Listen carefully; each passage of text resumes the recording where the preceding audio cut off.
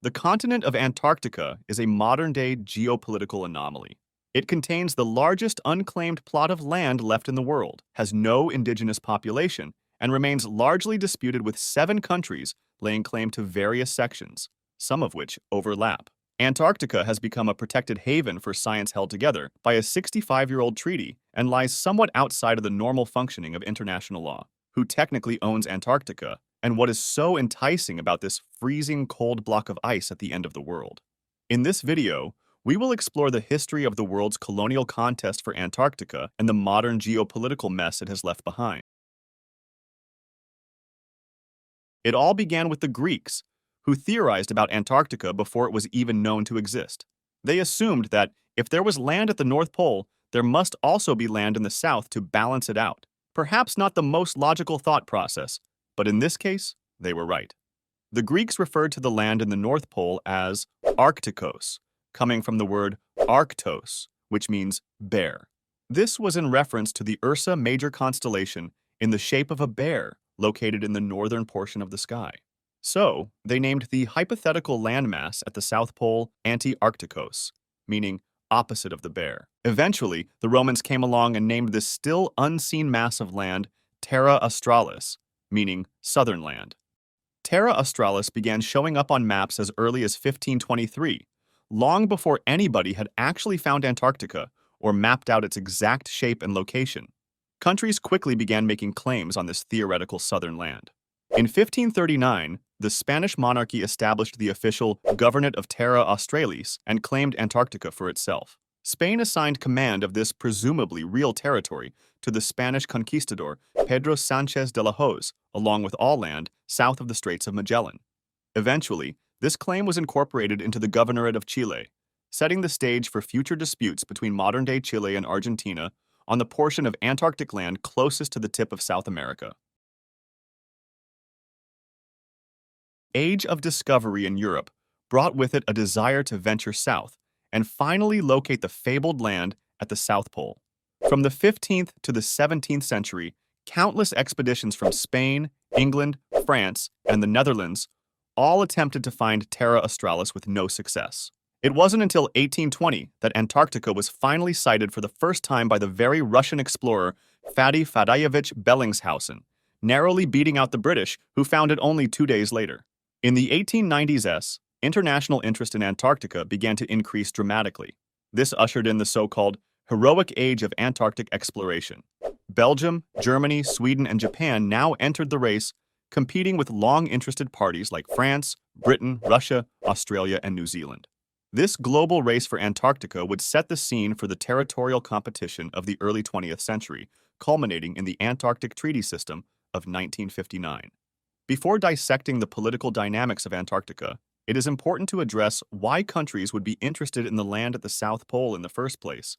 What is really down there aside from ice and penguins? Although the whaling industry was an early motivator for Antarctic exploration, in the modern day, the primary driver of interest is science. Technological advancement has been a key interest of imperial nations for the past couple hundred years because of the potential wealth and military power it can create. The establishment of scientific research facilities on Antarctica was also motivated by the intense technological competition of the Cold War. Today, 55 countries maintain research facilities in Antarctica, populating the continent with up to 4,800 people during the peak summer season. Between 1539 and 1943, 9 different countries made claims to various sections of Antarctica, almost none of which were recognized by each other or the international community at large. Even Nazi Germany got in on the action in 1939, dropping darts with swastikas inscribed on them across the continent and declaring the land as New Swabia. Needless to say, that claim didn't last long. Amid Cold War tensions, the international community decided it was necessary to outline the legal boundaries of activity in Antarctica.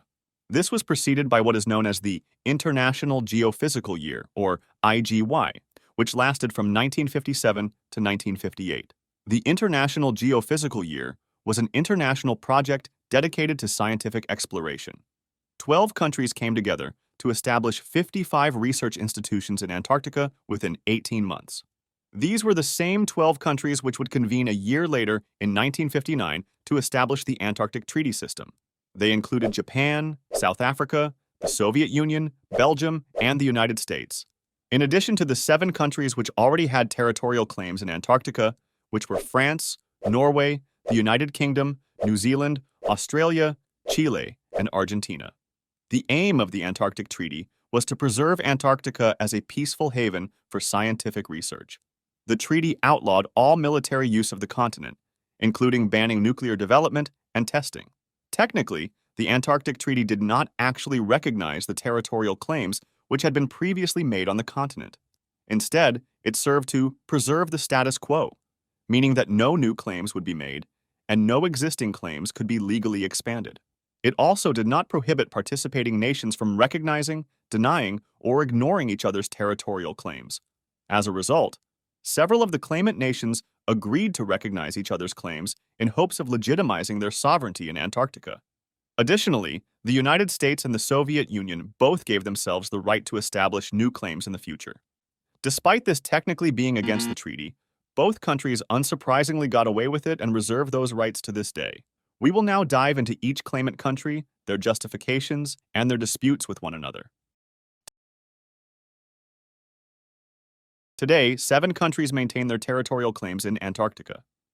These countries are France, the United Kingdom, Australia, New Zealand, Norway, Argentina, and Chile, with the claims of Argentina, Chile, and the UK overlapping in some sections. The oldest claimed territory in Antarctica is the French Adelie Land, discovered in 1840 by the French explorer Jules Dumont d'Urville, who named it after his wife, Adèle. Since 1955, it has been governed by France as a part of the French Southern and Antarctic lands, a territory complete with its own governing representative and flag. The story of the British claim is slightly less romantic, having been motivated by the lucrative whaling industry in Antarctica. Beginning in 1908, the United Kingdom established a claim to a section of Antarctic land as an extension of their control over the Falkland Islands, which they had occupied since 1833. This claim would soon expand to the entire continent, which they decided to incorporate into the British Empire in 1923. However, by 1933, they conceded by officially recognizing the Adelie Land as belonging to the French. Generous as always, they instead decided to claim the massive surrounding plot of land. This territory was transferred from Britain to Australia in 1933, thus establishing the Australian claim on the continent. At nearly 6 million square kilometers, the Australian Antarctic Territory is by far the largest plot of land held by any country in Antarctica. The New Zealand Territory, known as the Ross Dependency, was declared for Britain in 1841 by James Clark Ross, who also happened to discover the Ross Sea, Ross Island, and Ross Ice Shelf.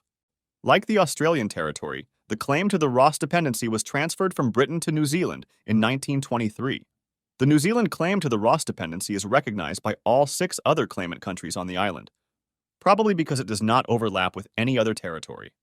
Although much of their land was given over to Australia and New Zealand, the United Kingdom still maintains sovereignty over the British Antarctic Territory, which dates back to 1908. The British claim is disputed by both Argentina and Chile due to an overlap of British territory with their own claims. More on this in a bit. Norway is the only country to maintain 2 separate plots of land in Antarctica, known as Peter I Island, established in 1931, and Queen Maud Land, established in 1939. These 2 territories are considered official dependencies of Norway, and thus are governed under Norwegian law. Norway was heavily involved in the early exploration of Antarctica, lending credence to their long-lasting presence there. Perhaps most convincing is that the Norwegian explorer Carl Larsen was the first person to ski in Antarctica back in the 1890s. No surprise there. France, the United Kingdom, Australia, New Zealand, and Norway all recognize each other's respective claims to territory in Antarctica. Their claims are not, however, recognized by nearly any other nations, including the remaining 2 countries with Antarctic claims, Argentina and Chile. Argentina and Chile's claims are both based largely on geography, treating their Antarctic territories as extensions of their own national borders. Established in 1940, Chile's Antarctic territory is made up of several islands and a sector of the mainland. Chile's claim is backed by both geography and history. You will recall back in the 16th century, Spain declared that the still undiscovered Terra Australis would be given to the Spanish governor of Chile. Well, after Chile gained independence from Spain in 1818, all these lands were transferred to Chile, so they technically had rights to Antarctica according to Spanish history. This didn't stop Argentina from making claims that overlapped with Chilean territory. After years of disputes, Argentina and Chile finally agreed to recognize each other's claims in 1948. Argentina also bases its claims on geography and history, as well as the modern established population on the continent. Its territory in Antarctica has been continuously inhabited since 1904, and its permanent residents even participate in the national elections. Argentina strengthened its claim by establishing a permanent community called the Esperanza Base in 1978. The base contains several family homes and even a Catholic chapel, where the first person ever born in Antarctica was baptized in 1978. Argentina has disputed with Britain over their overlapping territory since the 1940s. This resulted in an open act of war in the 1952 Hope Bay incident, when Argentines fired a machine gun into the air to warn a British landing party not to proceed into their territory. The British retaliated a year later by capturing 2 Argentinians and destroying Argentinian and Chilean bases. In 1955, the United Kingdom brought the issues to The Hague by filing a lawsuit against Argentina and Chile, who both responded by denying the jurisdiction of the International Court of Justice in Antarctica. These issues were soon put to rest by the 1959 Antarctic Treaty, but the overlapping claims are still disputed by all 3 countries. While the United States and the Soviet Union did not hold any Antarctic territory prior to the 1959 treaty, both countries made sure to protect their interests in the matter by reserving their right to make a claim in the future. Both countries currently maintain research facilities within the territories of other nations, as do countless other countries. Antarctica's political situation is the unique result of colonial influence and international power struggles. Driven by European exploration, scientific advancement, and world domination, dozens of countries have fought to get a piece of the icy hunk of land hiding at the southern end of the world. And yet, Antarctica still possesses the largest unclaimed territory left on Earth. How long will it be until another country steps in with a desire to assert their influence on Antarctica? I guess we'll just have to wait and see. Thanks for watching The Lesser Known. Join me next time as we explore the complex and fascinating world of geopolitics. Don't miss out on in-depth analysis and insights. Subscribe now and hit the bell icon to stay updated on our latest videos. Your likes and subscriptions help us grow and bring you more content. See you in the next video.